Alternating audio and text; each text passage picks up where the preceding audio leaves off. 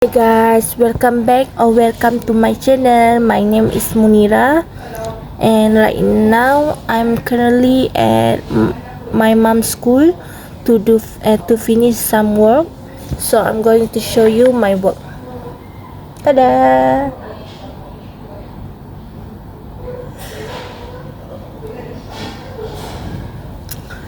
Sebenarnya Munira dah lama tak buat mengait ni. Jadi Munira ambil masa untuk siapkan benda ni dengan sempurna. Sebabnya Munira tak ada customer yang tempah dekat Munira rasa macam Munira ni tak buat dengan betul dan tak buat bersungguh-sungguh. Jadi sebab tu lah Munira nak benda ni perfect sangat, sampaikan rasa dia nak beli lagi dan lagi. So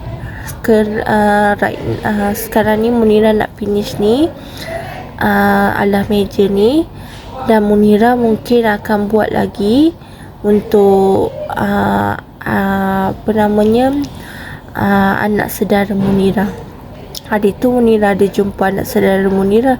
Ya Allah, bila dia masuk tu kan, masuk rumah nenek Munira kan, dia terus peluk Munira tau. Munira macam wow, dia suka sangat dengan Munira ni. Munira harus tunjukkan betul-betul ni untuk dia. Okay, so Munira rindu gila dengan dia. Dia orang comel sangat. Munira tak tunjukkan rambut muka diorang, tapi kalau korang rasa baby tu comel, lagi comel. Ya Allah, bestnya kalau dapat jaga dia kan. So itu je lah Munira nak cakap. Guys, Assalamualaikum, welcome back or welcome to my channel. So hari ni I'm back at my grandmother house. Yay! I am so excited to stay here for a while because my older sister is convo right now, graduation day. So they asked me to go, but I can't go because nanti Munira akan duduk kat luar sorang-sorang, jadi Munira tak nak. So right now I'm at my grandmother house waiting for my mom and my dad to pick me up and go to home or eat or makan kat luar lah.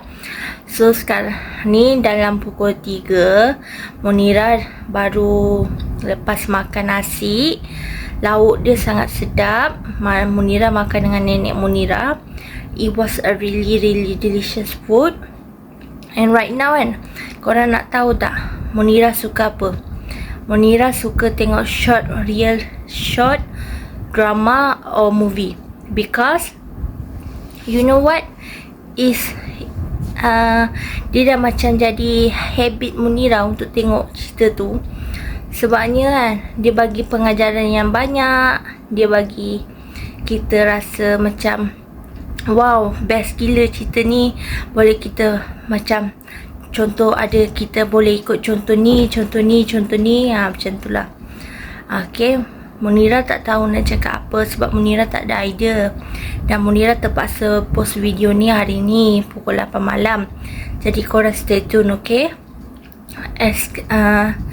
Kalau korang nak tahu tentang projek Munira, mungkin Munira dah tunjuk sedikit. Kalau dah siap nanti Munira akan tunjuk lagi, okay?